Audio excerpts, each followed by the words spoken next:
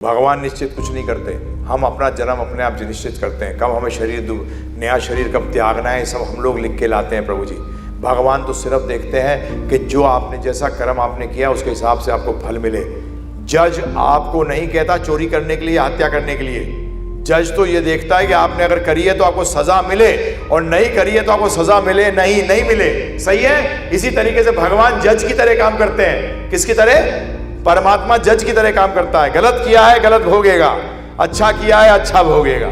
Simple rule है, ये आप ध्यान रखिएगा।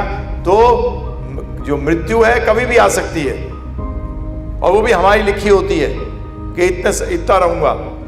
जो छोटे मृत्यु में समय मरते हैं वो अपने माता पिता के सबसे बड़े दुश्मन होते हैं। पिछले जन्म के माता पिता ने बहुत बड़ी दुश्मनी करी है उनके साथ, इसलिए उन्होंने उस घर के अंदर जन्म लिया।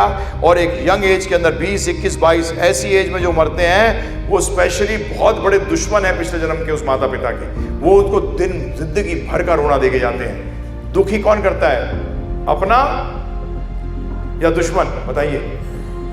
दुश्मन। अपना नहीं, अपना तो आनंद देता है, दुश्मन दुख देता है। इसलिए वो दुश्मन आते हैं, वो सबसे क्लोज बन के आएंगे। और अगर 4 बच्चे होंगे उनमें से उसी बच्चे को जिसको जाना है उससे सबसे ज्यादा आपकी आसक्ति पैदा होगी। वो ऐसे ऐसे कार्य करेगा जो माता पिता को बड़े हर्षित करेंगे, और फिर वो एक दिन क्या होगा, हरि बोल हो जाएगा।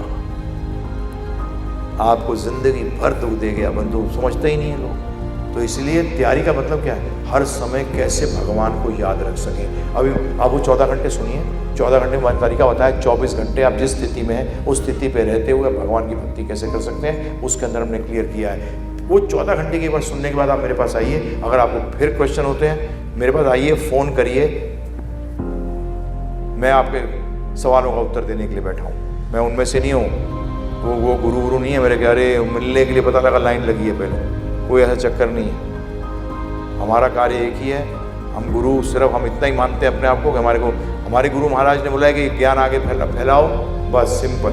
हमारा वो हाई फाई का चक्कर कुछ नहीं है। जो लोग मुझे बोल चुके हैं कि आप बेवकूफ़ वगैरह से हाई फाई बनते हो तभी लोग आएंगे, मैंने नहीं आए, मुझे क्या करना है। जिसको लेना होगा वो आएगा, जिसका संकल्प सही होगा वो आएगा, जिसका संकल्प सही नहीं होगा वो नहीं आएगा।